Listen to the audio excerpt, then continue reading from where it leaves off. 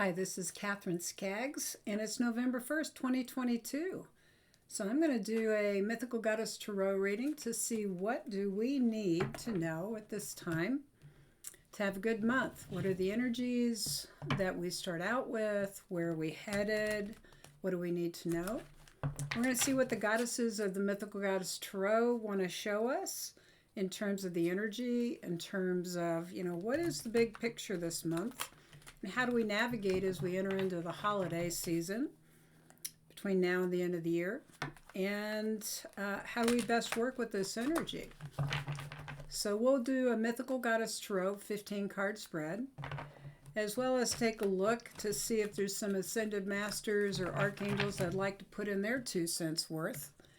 And we'll get a good look at the energy and how it can support us coming through this time. So the first 3 cards I'm going to lay down have to do with who we are as we enter into November 2022. What are the influences that we've got going on right now that support us entering in? Are there any challenges? What's the big picture? And how do we navigate to have the best, most amazing month possible? And interesting. We must have some big energy going on, some pieces where we are doing some emotional work here that we've been doing as we enter into November. It makes a lot of sense with what the world goes through on a daily basis in the ordinary world. So in the beginning, this card, Mother Mary's Sacrifice, comes in. The 3 cards are about who we are, who you are, and I am as we come into November. And it tells me that as we come in with Mother Mary sitting in the center as the sacrifice card, we may feel some stagnation. We may feel some things about giving up attachments to where we've been, to what's going on in our lives, so that we can go to a bigger, more spiritual point of view and experience in navigating this reality. So the sacrifice card in the traditional tarot deck has to do with the upside down or the hanged man. And Sage, when she redid this deck into a divine feminine, she brought in Mother Mary as the place to help us look at ourselves and our lives as more sacred spiritually, that we're bigger than just our everyday ordinary reality that's limited. And she's about non-attachment to events, to be able to be objective, to know that there's a bigger picture going on, that we make sacred every part of our lives. And as we come into this energy, it tells me that we're coming in from a point of connection to our spiritual selves, to our eternal selves. And that's really important if we want to step out of suffering, because it's time to sacrifice our hold on what's limited, what's finite, so we can move into the bigger picture of harmony and peace in our reality. Hope that makes sense. Because beside her, on either side, there's these 2 big energies. One is the mind and one is emotions. And both are negative cards. So when we have that coming into our reality, it tells me that we've been, as a collective, dealing with a lot of fear. And with Mother Mary there, she says it's time to lay down the fear as we move into November and get back to our heart spaces. This is an Aquarian card, but it's a limited point of view from the mental suit, where there's fear that's keeping us frozen. And we need to address it as we move into this month so that we can be in greater harmony in how we do our lives and come into peace, into joy. So it's important that as we enter this month, take a look at your mind and any of the thoughts, the beliefs, and the energies that have been driven by fear. It's time to lay the fear down and come back to the heart. Her heart is buried here. And it's really important piece of this image is to get from here all the way down to here. Because otherwise, we're operating out of a limited belief system and perspective. The other card, that's a warning card that's up, is with that fear, we're experiencing denial of our fulfilled emotions. Look at that card. This gal she's in a trance. Emotionally, she's stuck. She's in stagnant waters. And she is needing to transform. She's got all these snakes around, which are about transformation, but it's like, wake up out of the dream emotionally. So work with your ability to let go of stories, let go of old emotions and traumas, fears, so that as you come into this month and you come into the holidays, Thanksgiving, you come into a time that's typically shared with a lot of people. Do your best to honor the sacredness of yourself and your life and let go of the mental and emotional strife so that you can move to a greater perspective of this month and what it offers. All right. The big picture, 3 cards for the big picture, cycles. This makes a lot of sense as we move between cycles to come into a time of Thanksgiving, to let go of the past, let go of summer, to let go of whatever has been, to move into possibility. You'll see this figure 8, this infinity symbol. It's all about cycles on the earth. We are moving through a cycle, and it's okay. We're moving in the northern world, northern hemisphere. We're moving into a time of fall and into winter, and it's time to celebrate in this season and to let go of any attachments to the past. That's connected to the Mother Mary energy too. And just to recognize, as we move from one season to the next, the importance of harvesting from one season and moving into the next, to focus on what we have, what we want to give away, what we want to share. Now that card is right next to 2 big cards, 2 goddesses. We've got the star card, Pleiadian star goddess, sitting in the big picture. And she says, let go of those emotional, mental strifes and come into a place where you can receive. Another Aquarian card, but this is the big picture. This is a destiny card. This is about opening up and letting the blessings from the heavens come. Look at where you focus. Whatever you focus on expands. I'll always say that. That whatever your attention is, if you're looking up and looking within, there's a lot of blessings coming from the heavens, and it's time for us to focus on that in the shift that we're in. We got new energy.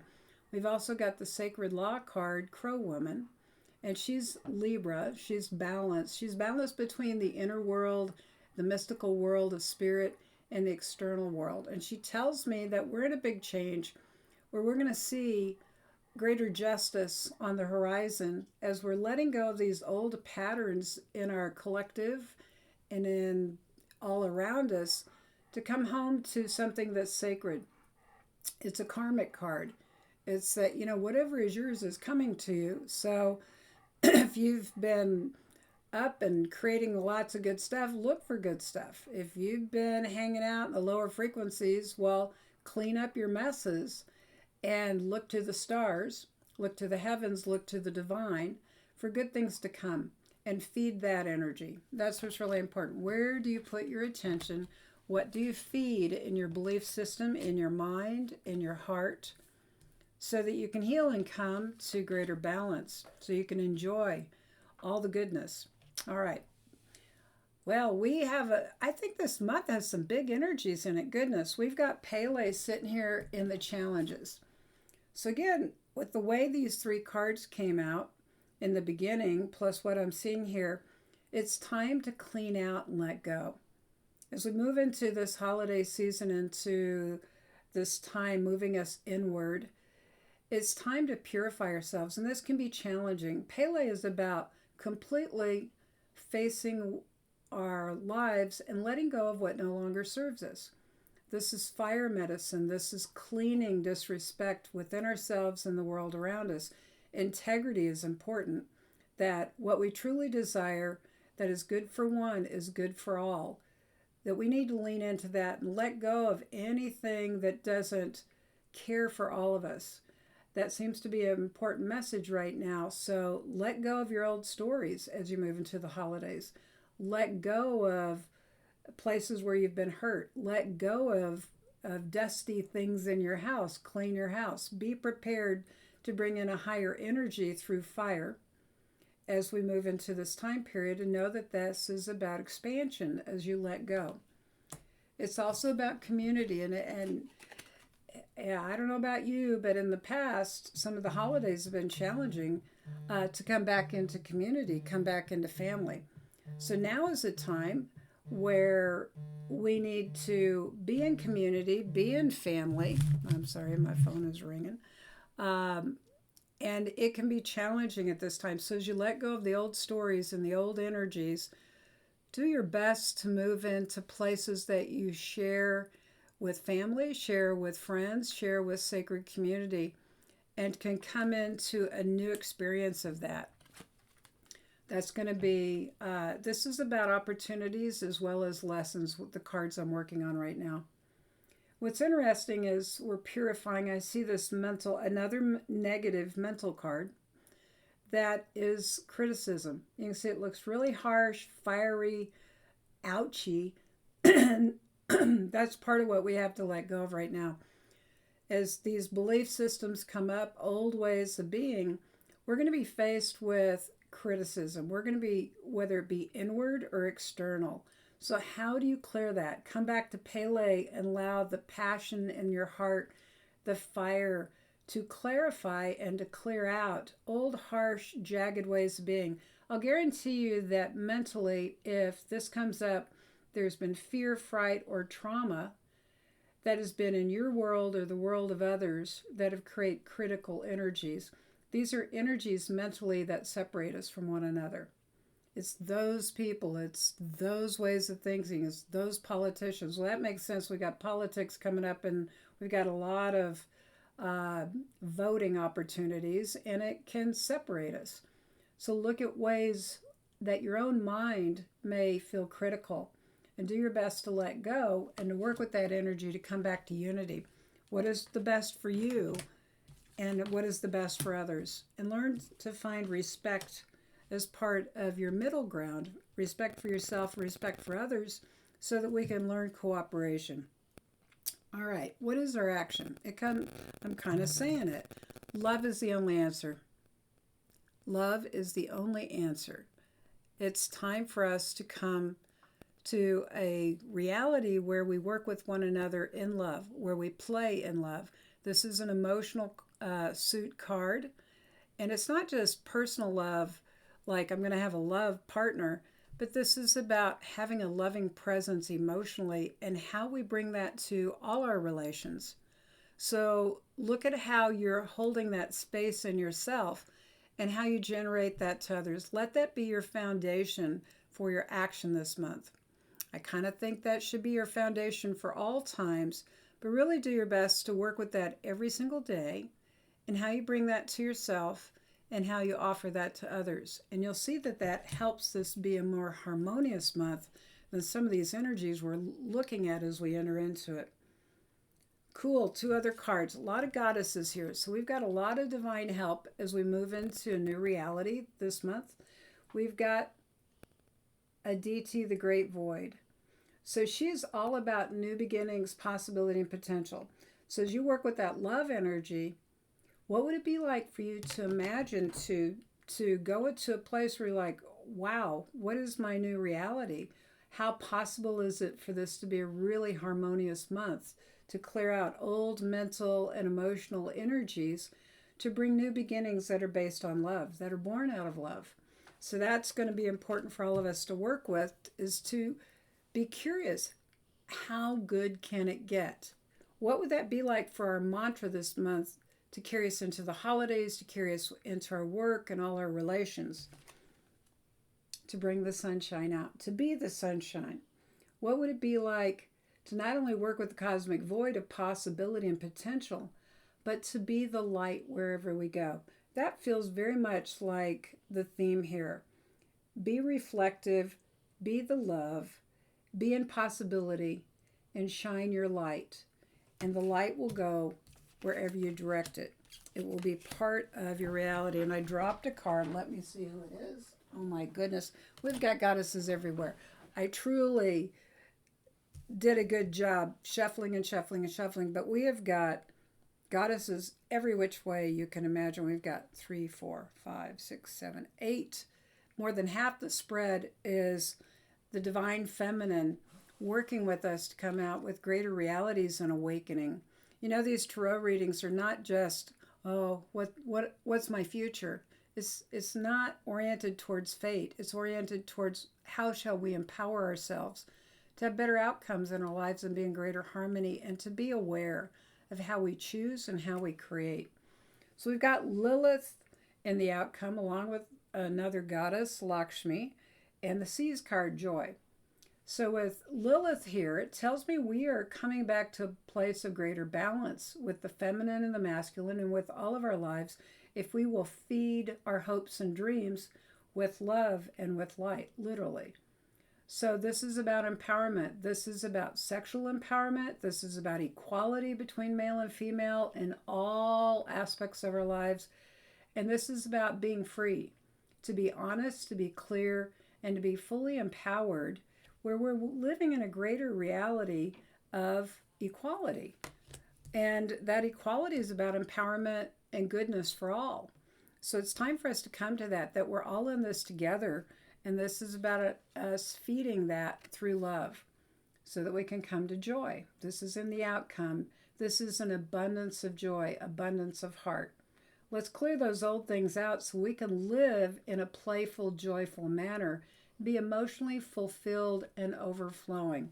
These are the outcomes. It sounds like we've got some good possibilities here. And the Wheel of Fortune with Lakshmi. Lakshmi is heaven on earth.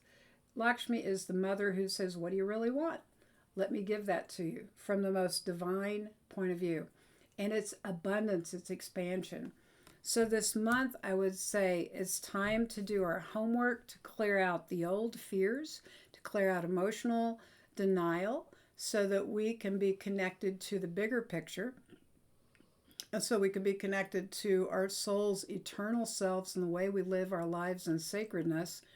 And we're going to have a lot of help to go to a bigger reality that is fulfillment from the divine, that brings in balance from heaven to earth. And it purifies out the old so that we can live truly in possibility, love, and light. So I hope this reading is helpful.